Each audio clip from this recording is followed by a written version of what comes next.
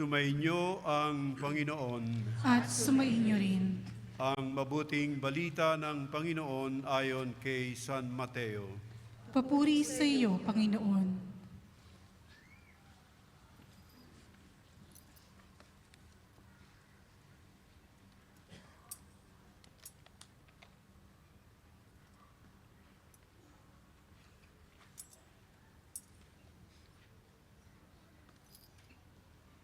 Ganito ang pagkapanganak kay Hesukristo. Si Maria na kanyang ina at si Jose na nakatakda ng pakasal, ngunit bago sila nakasal, si Maria ay natagpo ang nagdadalang tao. Ito ay sa pamamagitan ng Espiritu Santo.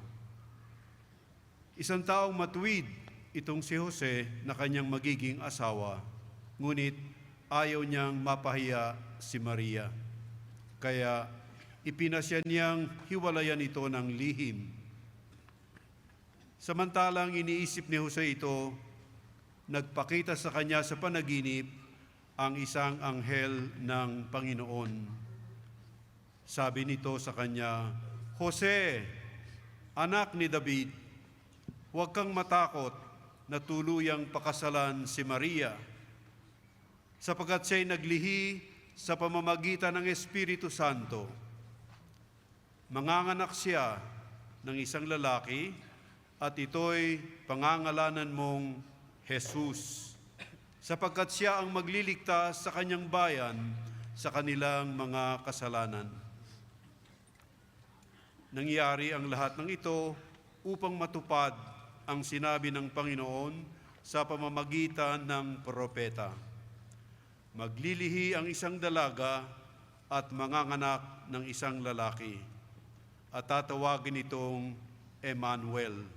Ang kahulugay, kasama natin ang Diyos.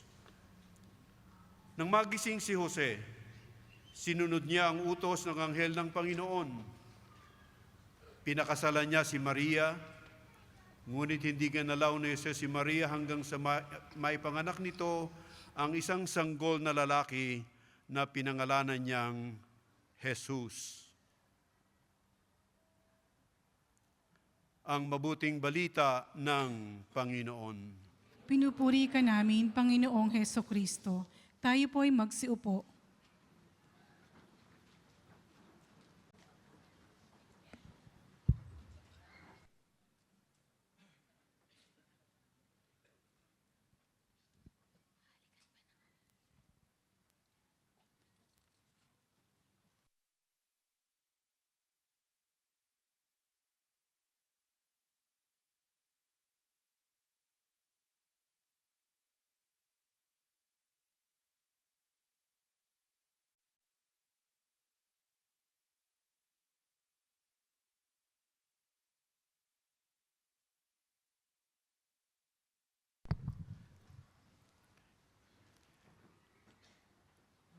Mga minamahal na kapatid sa pananampalataya, dear friends in the Lord, we praise and thank the Lord who has gathered us as one community, as one family of faith on this third Simbang Gabi. And I would like to thank our dear Bishop Martinelli, for his insistence on following up the insistence of Bishop Paul Hinder that I come here to Abu Dhabi and Dubai to celebrate Simbang Gabi with the Filipino community and with the wider community of the Apostolic Vicariate. And we are honored with the presence of our dear Apostolic Nuncio and our Ambassador. No? Salamat po.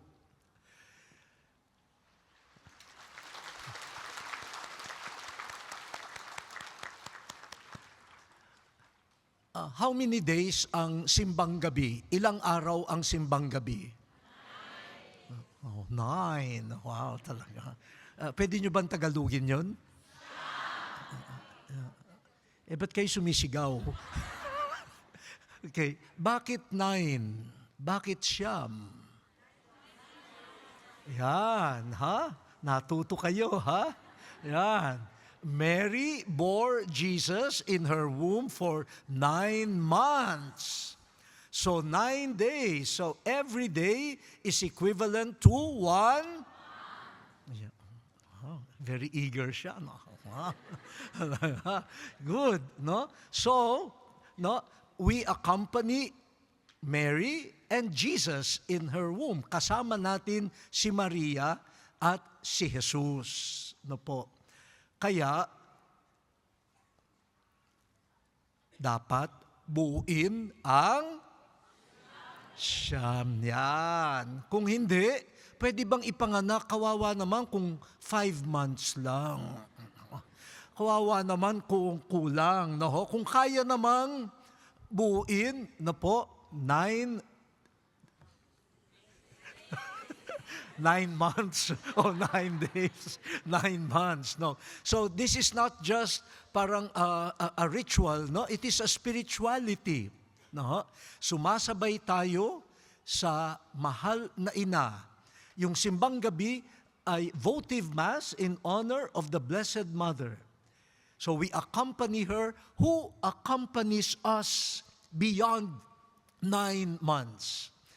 9 days. Lagi tayong kasama ng mahal na ina. Dinadala niya sa atin si Jesus, edi samahan din natin siya. No po.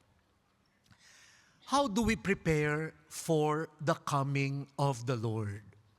Paano ba ang paghahanda sa pagdating ni Jesus? I'm sure, part of the preparation that many of us are already engaging in ay, let us look for discounts so that we can do shopping, no? At hindi masyadong mababawasan ang bonus. Kung may bonus. Yeah, some prepare that way. O yung iba naman, they prepare for Christmas by checking the different offers. Where can I go for vacation? Saan ba may discounted rates? No? Saan ba mas mura ang hotel o mura ang flights? No po. And being Filipinos, sigurado yan, our thinking, preparation is, ano ang kakainin sa Noche Buena? Ano ang kakainin sa almusal? Ano nga pala ang mimeriendahin? Ano kaya ang tatanghalianin? No? Pagkain, no? Which is good. No? Because it is not just food, but a gathering. Please continue your preparation. But when we look at Mary,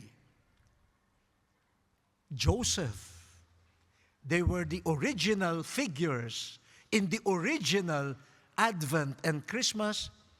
How did they prepare?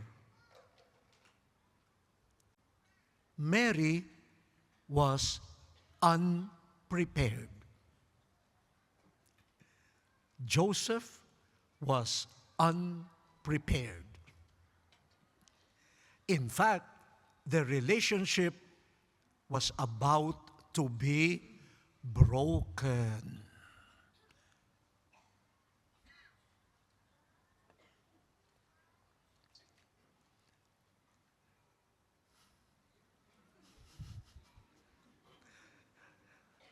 So, inisip ba ni Maria at Jose, saan ba magbabakasyon?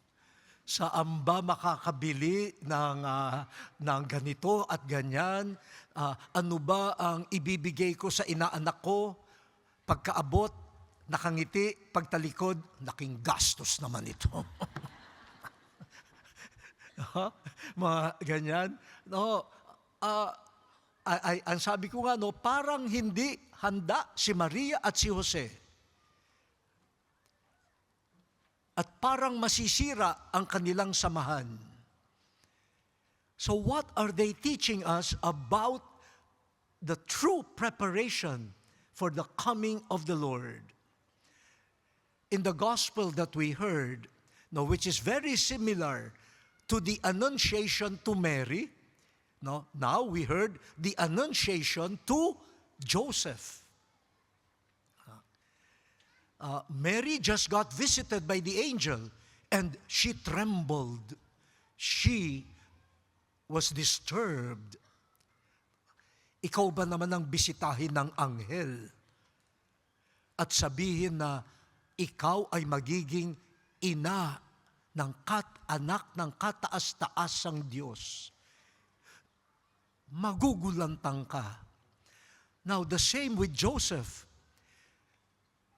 Mary and Joseph were already betrothed. And during that time, betrothal was already considered the beginning of marriage. They were already married. But they don't yet live together. Kailangang maghanda pa yung lalaki ng matitirhan at paghanda na, saka 7 days of feasting at susunduin na yung nobya sa kanyang bahay at doon sila magsasama. Pero considered married na kapag betrothed. Ayun, kasal na sila, hindi pa nagsasama, ano ba't buntis si Maria? Joseph was not prepared, but Joseph knew he is not the father of this child. Unprepared. Pero sabi sa Ebanghelyo, Joseph was a just man. He followed the law.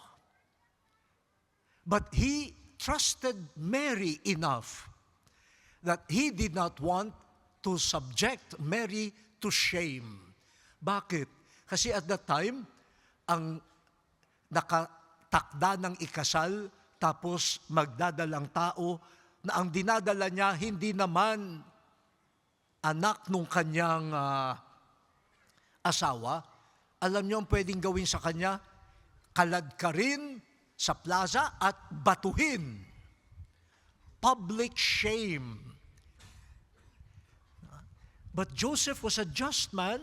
He knew the law. No? Hindi na sila pwedeng magsama. But he also was just to Mary. She knew Mary was a good woman. So there must be something mysterious going on. At kung ano man yung nangyayari, siguro Joseph thought, I have no more place in the life of Mary. So I will separate from her quietly. Napakabait, ano ho? Yan. Pero nakatulog siya at sa pagtulog niya, dumalaw ulit ang anghel at sinabi ng anghel kay Jose, huwag kang matakot na kunin si Maria bilang iyong asawa. Dahil ang kanyang ipinaglilihi ay dala ng Espiritu Santo.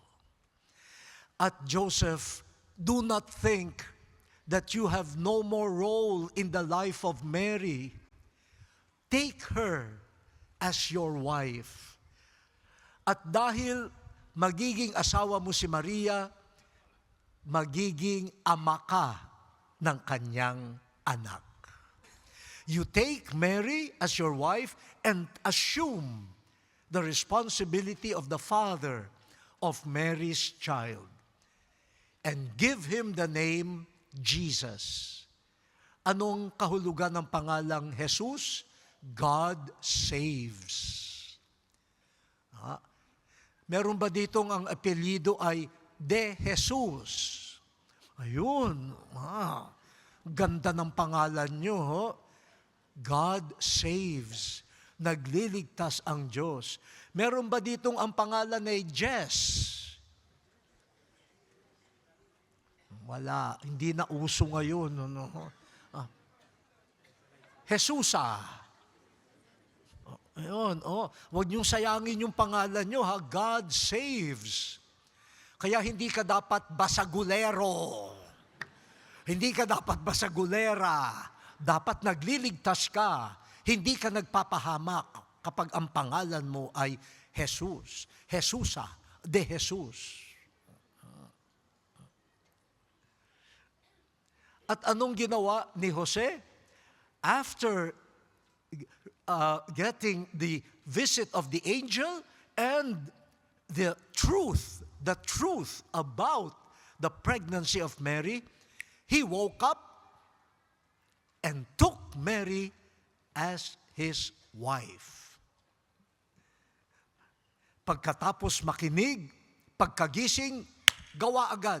Pagkagising, hindi na yung nag-unat-unat pa, ay, ang aga pa pala. 30 minutes pa, mamaya lalong hindi magigising. Pag nakarinig sa salita ng Diyos, tayo, gawa. Listening to the Word of God, acting on it at once. That was the preparation of Joseph. The preparation of a heart of faith. He was a man of faith and justice. So that was his preparation. So when the angel revealed to him God's plan, he listened, obeyed, acted on it. Yan po ang preparation for the coming of the Lord. That is the preparation of the unprepared. Wala ka pang nabalot na regalo, ayaan mo yan. Wala ka pang naiipon, hayaan mo yan. Ang wag mong kalilimutan, faith that is obedient. That is the preparation for Christmas and for life. Kahit na hindi Pasko. Para pag may dumating na hindi ka prepared, because of your faith, you listen to God and you obey. You act. There are many events in our lives that we are not prepared for.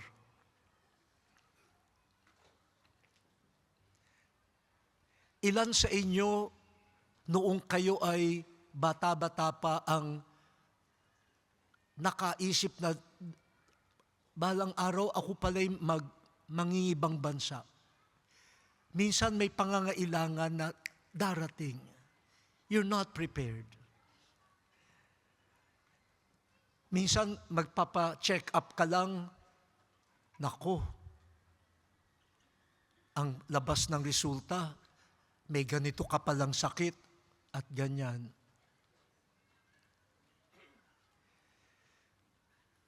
Kayo trabaho ng trabaho, tapos yung palang pinadadalhan nyo ng inyong ipon kung saan-saan lang pala nagagastos. At pag nalaman mo, minsan, masakit. You're not prepared for all of these things. But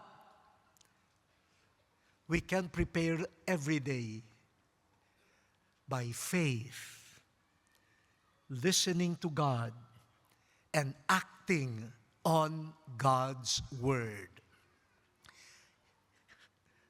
Pag ganyan, like Mary, like Joseph, you may be unprepared for a specific thing, but you are prepared to do God's will. Ay, nako. Kaya pag tinanong kayo, handa ka na ba sa Pasko? Huwag niyong iisipin, nabili ko na ba yung mga regalo? Nalista ko na ba yung mga Christmas cards? Nagawa ko na yung shopping? Hindi yan ang preparation sa Pasko. Pag tinanong ka, handa ka na ba sa Pasko? ang tanungin mo sa sarili mo, nakikinig ba ako sa salita ng Diyos? Bukas ba ako sa kanyang kalooban? At handa ba ako kumilos?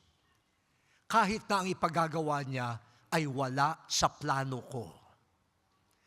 Sometimes God will ask you to do what you have not planned. Joseph already had his plan, but God asked him to do something else. Because he was a person of faith and obedience, sorry microphone. He did not insist on his plan. He obeyed God's plan. So one suggestion, ngayon, like Joseph, he was planning to separate from Mary. Baka there are some people that you are avoiding, have been avoiding. Yung may utang sa iyo. O yung pinagkakautangan mo, you have been avoiding. Now, the angel is telling you, take him. Take her as your friend. Wow. Kaya after the Mass, tatawagan mo. Sasabihin mo, ang laki ng utang mo sa akin, pero pinatatawad na kita. Sino ang susunod? Hindi pa prepared for Christmas. O sometimes, mga magkakapatid, no, they get separated for what? For a piece of land, for some jewelry left by the grandmother. Now, the angel is telling you, talk to your brother, talk to your sister. Is he or she less important than that jewelry? Ano ang mas mahalaga? Yang alahas na yan? O yung kapatid mo?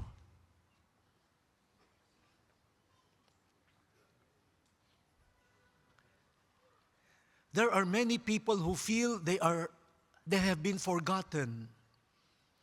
For Christmas, instead of buying something for yourself, na later on naman you say, I really do not need this, why not go to persons who have been forgotten, show them a sign of compassion? No? The angel is telling you, go, take them as your family. Take them as your brother, as your sister. But the question is, will we have the faith and the obedience of faith to do what God wants us to do? So this is the fundamental preparation, not only for Advent and Christmas, but for a human life and a Christian life. Okay po. Mahina na ang sagot. Yan ha. So, let us join Mary and Joseph. Pag naghahanap kayo ng regalo sa inyong relatives or friends, bigyan nyo ng Bible so that they would read and listen to the Word of God. And the Bible will not grow old. Kaya next year, pwede ka nang hindi magbigay ulit ng regalo. Sabihin mo, yung Bible, yung salita ng Diyos, the Word of God, is for life. So ibibigay ko sa iyo ngayon hanggang sa buhay na walang hanggan na yan. So you are giving them the preparation for whatever will come to their lives. No po? Yan. Father Chito, do you sell Bibles here? Yes, okay. So I'm sure out of stock na mamaya because all of you will buy Bibles, no? Give them as your gift a preparation even when we are not prepared for life. I will close this no po with a story.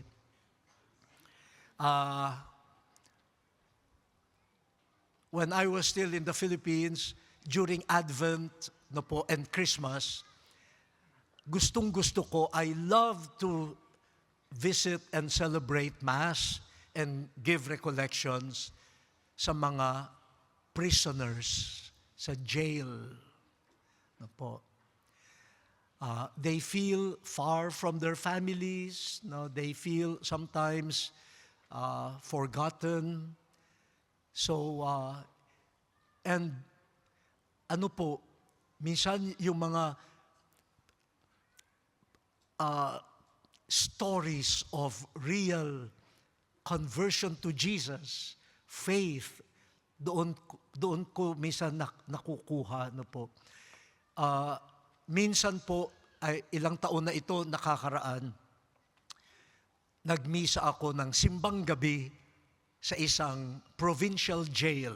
Simbang gabi in a provincial jail. And then after the Mass, sabi nung warden, Bishop, sige, I give you permission to enter the cells so that you could greet the, and meron naman akong kasamang guard na po, ganyan.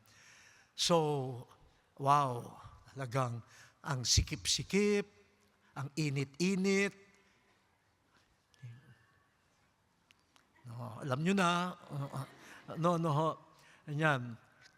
But they were eager, no po, oh Bishop, salamat po, Bishop, ganyan.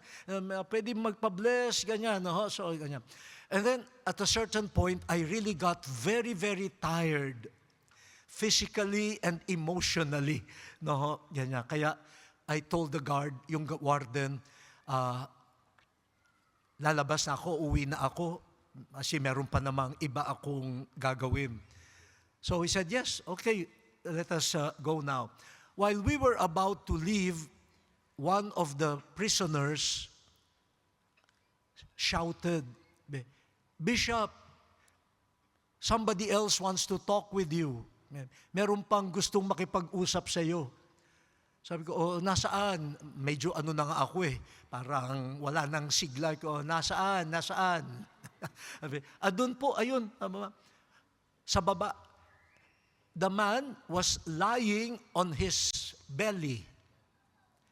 They took turns kasi maliit yung selda. So when some are lying on the cot, some are standing, and some are lying on the floor. Ayan, nakakaawa talaga. So I saw him lying on the floor, so I knelt before him to talk with him. Ako parang I have no more energy to make kwento-kwento pa, no? So sabi ko na lang, small talk, Merry Christmas, Merry Christmas. Paano ba ang Pasko mo dito sa preso, no? How will your Christmas be here in prison, no? How do you prepare? Anong pinaghahandaan mo? And I asked that question because I had nothing else to say. Parang just out of the blues. No? But he took my question seriously. Sabi niya, alam mo, Bishop, dito sa preso, maraming hindi sigurado.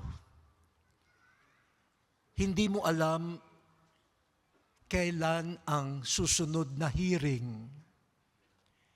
Hindi mo alam kung mapapalaya ka. Hindi mo sigurado kung tatanggapin ka pa ng iyong pamilya. Maraming hindi sigurado. Pero Bishop, isang bagay lang ang sigurado. Mahal ako ni Kristo.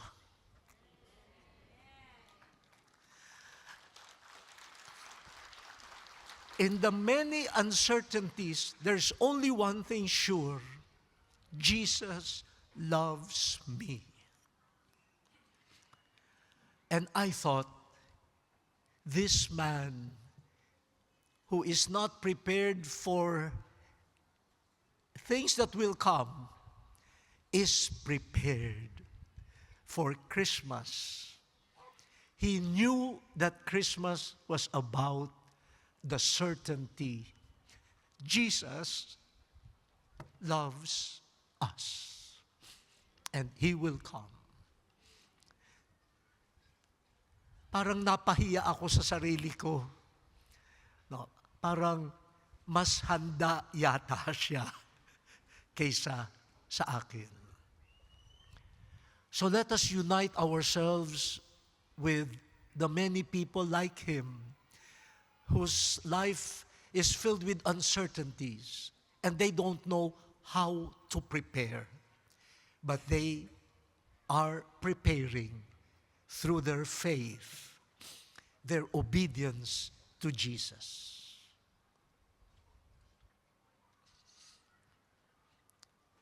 Ba't kayo umiiyak? Kasi totoo, no po? Totoo. So let us pause, tumahimik tayo sandali, and let us ask ourselves, how is my faith life? Do I listen to God? And am I open to God's Word? And am I ready to obey God, to act on His Word?